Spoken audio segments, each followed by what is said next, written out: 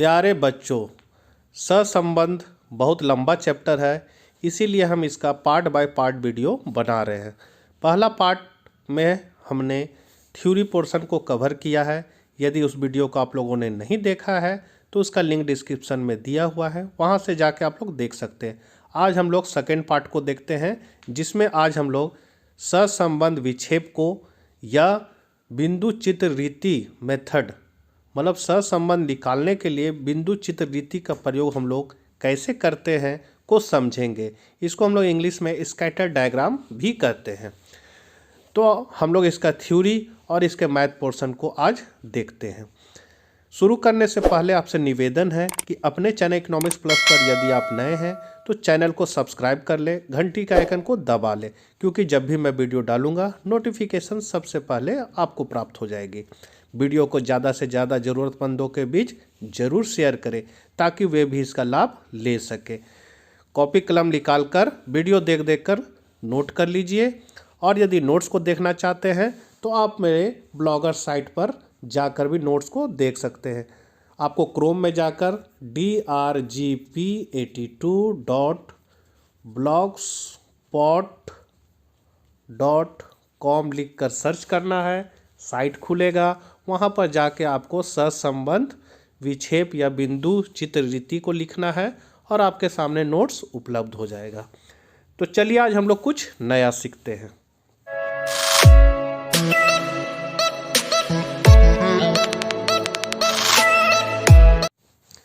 तो विक्षेप या बिंदु चित्र रीति का थ्योरी है। इस रीति के अनुसार ग्राफ पेपर पर दोनों चरों को बिंदुओं के रूप में प्रकट किया जाता है। भुजांश, जिसको एक्स एक्सिस पर समय, स्थान आदि को लिया जाता है, तथा कोटि अक्ष, जिसको हम लोग वाई एक्सिस कहते हैं, पर श्रेणी के मूल्यों को अंकित किया जाता है। प्राप्त बिंदुओं को मिला देने से वक्र प्राप्त हो जाता है।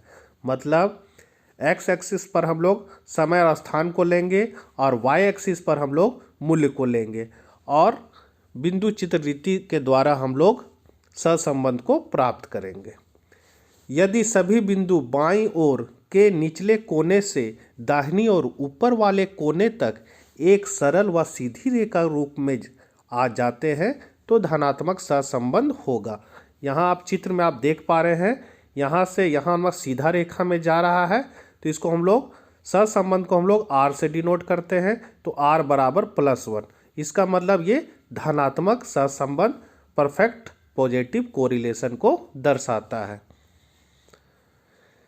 यदि सभी बिंदु बाईं ओर के ऊपर वाले कोने से दाहिनी ओर नीचे वाले कोने तक एक सरल व सीधी रेखा के रूप में आ जाते हैं तो ऋणात्मक सहसंबंध हो जाते हैं।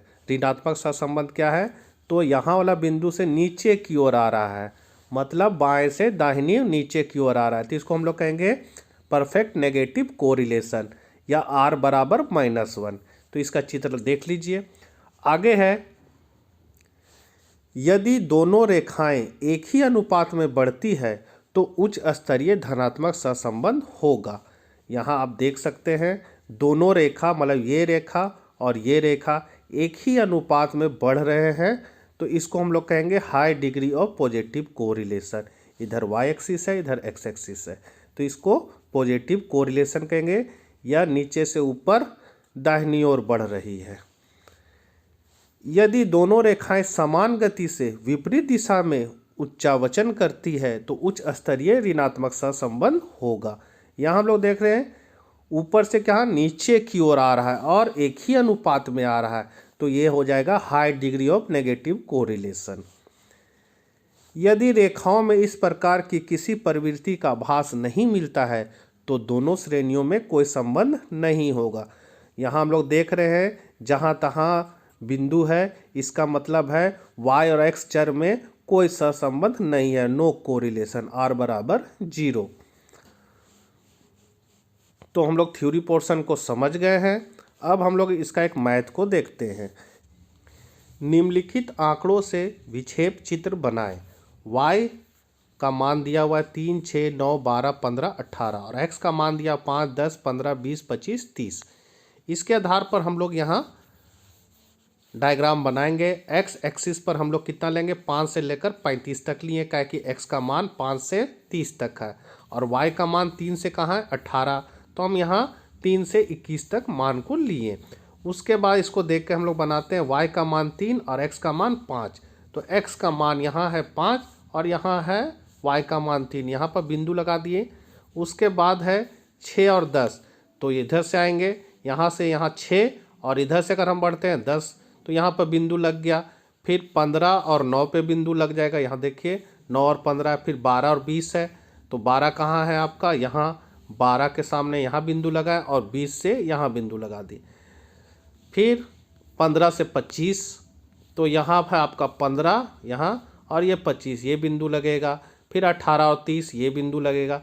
सभी बिंदु को हम लोग देख रहे हैं, ये क्या है, ऊपर की ओर बढ़ रहा है। इसका मतलब है कि दोनों में क्या है, दोनों का मान बढ़ रहा है, इसलिए यह पूर्णतया धनात्मक सहसंबंध है। जैसा कि यहाँ लिखा हुआ है, ऊपर के चित्र की सहायता से x और y के मूल्यों के बीच सहसंबंध को ज्ञात कर सकते हैं। सभी अंकित बिंदु एक ही सरल रेखा में है, इसका अर्थ है कि पूर्ण धनात्मक सहसंबंध है।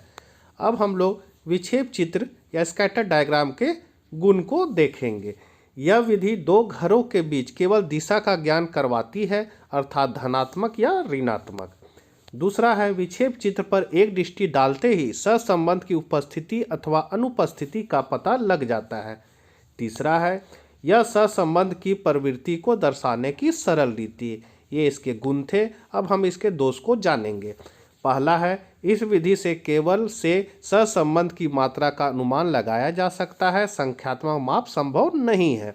दूसरा, यह विधि सहसंबंध का केवल प्रकार बताती है। तीसरा, चरों की संख्या 2 से अधिक होने की दशा में विक्षेप चित्र नहीं खींचा जा सकता है।